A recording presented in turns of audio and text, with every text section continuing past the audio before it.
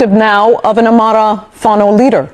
The Ethiopian government has at several points labeled Eskinder Nega a treasonist and a terrorist, and he has served time in prison for those charges. He is now the chairperson of the Amhara Fano People's Organization. ላለፉት 50 ዓመታት ገደማ በአማራ ህዝብ ላይ እየደረሰ ያለው ግድያና መፈናቀልን አጥብቆ ከሚቃወሙ አንዱ እስክንድር ነጋ ነው። ሰላም ጤና ይስጥልኝ ውድ የበራፍ ቲቪ አድማጮች፣ በዛሬው ልዩ ዘገባችን አርበኛ እስክንድር ነጋ የፋኖን ትግል ለዓለም አቀፉ ማህበረሰብ እያደረሰበት ያለውን መንገድ እናስቃኛቸዋለን። አብራችሁን ቆዩ። የፋኖ ትግል በአማራ ህዝብ ላይ የሚደርሰውን እልቂት ራስን የመከላከል ዓላማ ያነገበ መሆኑን የአማራ ፋኖ ህዝባዊ ድርጅት ሊቀመንበር እስክንድር ነጋ ገልጸዋል። የድርጅቱ ሊቀመንበር እስክንድር ነጋ ቲአርቲ ወርልድ ከተሰኘው ቴሌቪዥን ጣቢያ ጋር የስልክ ቃለ ምልልስ አድርገዋል። በቃለ ምልልሳቸውም በአማራ ክልል ያለውን ወቅታዊ ትግል የራስን ህልውና የመከላከል ጦርነት እያካሄዱ እንደሚገኝም አስታውቀዋል። የድርጅታቸው የትጥቅ ትግልም የአማራን የበላይነት ለማምጣት አሊያም በዘር ላይ የተመሰረተ እንዳልሆነም አስምረውበታል። ትግላቸው የአማራ ነጻ መንግስትን የመመስረት ፍላጎት ሳይሆን ሁሉም ኢትዮጵያውያን በወርድና በቁመታቸው ልክ የሚሳተፉበት አስተዳደር የመመስረት ዓላማ መሆኑንም አስረድተዋል። የፋኖ እንቅስቃሴ የተፈጠረው የፌደራልና የክልል መንግስታት በአማራ ህዝብ ላይ ማንነትን መሰረት ያደረገ ግድያና የጥቃት አድማሳቸውን ማስፋታቸውን ተከትሎ ነው ብለዋል። በመንግስት የተሰነዘረውን የተቀናጀ ጥቃት ምላሽ ለመስጠትም በራስ አቅም ከመከላከል ውጪ ሌላ አማራጭ እንደሌለ አብራርተዋል። ከህወሓት ቡድንና ከኤርትራው የሻዕቢያ ኃይል ጋር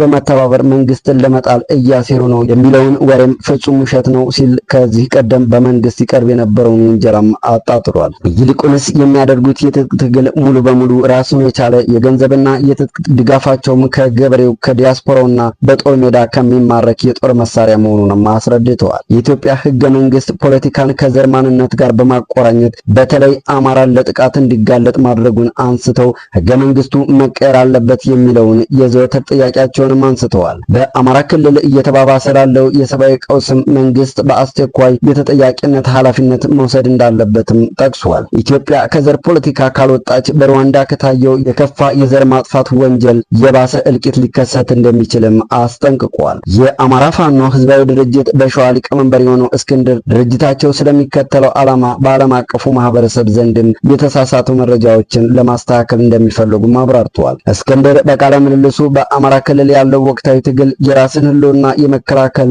ጦርነት ሲል ነው የገለጸው። የፋኖ ትግል የአማራ የበላይነትን ለማምጣት የሚጥር ወይም በዘር ላይ የተመሰረተ ነው የሚለውን ክስም አጥብቀው አስተባብሏል።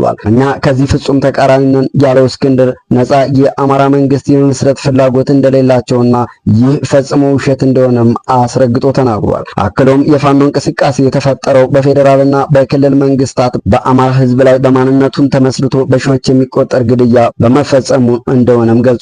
መንግስት ጥቃት ከሰነዘረብን ራሳችንን ከመከላከል ውጪ ምርጫ አልነበረንም ሲል የጦርነቱን መነሻም አብራርቷል። የችግሩ ዋነኛ ምንጭ የአሁኑ ህገ መንግስት መሆኑን የገለጸው እስክንድር ፖለቲካን ከዘር ማንነት አቆራኝቷል ብሎታል። የመጨረሻ ግባቸውም ኢትዮጵያን ከዘር ፖለቲካ ማሻገር እንደሆነ እና ይህንን ከሚፈልጉ ሌሎች ኃይሎች ጋር ለመስራት ዝግጁ መሆኑንም ገልጿል። በአጠቃላይ ቃለ ምልልሱ በአብዛኛው በአማራ ክልል ወቅታዊ ሁኔታ፣ በፋኖ እንቅስቃሴና ከፋኖ ዓላማዎች ጋር በተያያዙ ጉዳዮች ላይ ያተኮረ ነበር። እስክንድርን ጋብዞ ይህንን ቃለ መጠይቅ ያደረገው ቲአርቲ ወርልድ የተባለው ጣቢያ ማን ነው? ቲአርቲ ወርልድ በቱርክ ብሔራዊ የሬዲዮና የቴሌቪዥን ኮርፖሬሽን የሚተዳደርና በቱርክ ዋና ከተማ ኢስታንቡል ውስጥ የሚገኝ ዓለም አቀፍ ጣቢያ ሲሆን በእንግሊዝኛ ቋንቋ የ24 ሰዓት ሽፋንም የሚሰጥ ነው። እንደ አልጀዚራና ሩሲያ ቱዴይ ሁሉ ቲአርቲ ወርልድ የቱርክን አመለካከትና ዓለም አቀፍ ጉዳዮች ላይ ያላትን አቋም ለዓለም ማህበረሰብ ለማስተዋወቅና ሚዛናዊ የሆኑ ዓለም አቀፋዊ ዜናዎችን ለማሰራጨትም ያለመ ነው። በተለይ ከምዕራባውያን የሚዲያ የበላይነት ውጪ አማራጭ የዜና ምንጭ የመሆን ዓላማም እንዳለው ይነገራል። ለፌዴራል መንግስቱ ከፍተኛ የሆነ የድሮን ድጋፍ እንደምታደርግ የሚነገርላት ቱርክ በትናንትናው ዕለትም በእስክንድር በኩል ብቅ ብላ ስለ ፋኖ አጠቃላይ ሁኔታ መረጃዎችን ወስዳለች። በዚሁ ቃለ ምልልስ ከ80 በመቶ በላይ የአማራ ክልል በእጃችን ነው ሲል የተናገረው እስክንድር ፋኖ ወደ ትግሬ የገባው አማራን ከጭፍጨፋ ከዘር ፍጅት ለመታደግ መሆኑን ጠቁሟል። ይሁን እንጂ ምንም እንኳን ለውጥ በአንድ ጀንበር ባይመጣም የአማራ ህዝብ ወደ ተባባሰ ቀውስ እየገባ መሆኑም እየተነገረ ነው። እስክንድር ለዓለም አቀፉ ሚዲያ የሰጠው ቃለ ምልልስ የፋኖን ትግል ለዓለም አቀፍ ማህበረሰብ የሚያሳይ ነው በሚል ትልቅ መነጋገሪያ ሆኗል። የፋኖ ዋና ዓላማ አማራ የተጋረጠበትን የዘር ማጥፋትና እየደረሰበት ያለውን መፈናቀል ማስቆም እንደሆነም በግልጽ ተናግሯል። እነ ዘመነ ካሴ ስለ ጦርነት ሲጠየቁ ፋኖ አማራን ብሎም ኢትዮጵያን የማዳን ዘመቻ እያደረገ ነው ሲሉ ይደመጣሉ። ፋኖ ሀገር የመመስረት እቅድ እንዳለው የተጠየቀው እስክንድር በበኩሉ ፋኖ ሀገር የመመስረት ዓላማ እንደሌለውም አስረግጦ ተናግሯል። የፋኖ ትልቁ እምነት በታላቋ ኢትዮጵያ ጽንሰ ሐሳብ ላይ መሆኑን ያስረዳው አቶ እስክንድር የጎሳ ፖለቲካን ማቃለልና ፓን ኢትዮጵያዊነትን ማጎልበት ቁልፍ አጀንዳቸው መሆኑንም አክሏል። ነገር ግን በዚህ ሐሳብ ብዙዎች አይስማሙ። ምክንያቱም አማራ ለዚህ ሁሉ ግፍና በደል መነሻው ኢትዮጵያ ማለቱና ኢትዮጵያዊነትን አስቀድሞ በመኖሩ ነው ይባላል። ላለፉት 3 ዓመታት ገደማ እየተካሄደ ያለው የክልሉ ጦርነት የግጭቱ ምጣኔ በፋኖ የበላይነት መሆኑን የተናገረው እስክንድር በክልሉ ከ80 እስከ 90 በመቶ የሚሆነው መሬት በፋኖ ኃይሎች ቁጥጥር ስር መሆኑንም አሳውቋል። የመንግስት ኃይሎች በአብዛኛው የሚያተኩሩት ዋና ከተሞችን በመያዝ ላይ ነው ያለው እስክንድር ስለ ጦርነቱ መነሻ ሲናገርም የትጥቅ ትግል የመጨረሻ አማራጭ የሆነው የዘመናት ሰላማዊ ትግል የአማራ ህዝብን ከዘር ማጥፋት መታደግ ባለመቻሉ እንደሆነም አብራርቷል። መንግስት በበኩሉ ፋኖ በክልሉ የሰብአዊ መብት ጥሰትና ግድያ እየፈጸመ ነው በማለት ሲናገር በተጨማሪም ከባንዳዎች ጋር እያበረ እንዲሁም ከሌሎች ታጣቂ ቡድኖች ጋር ትብብር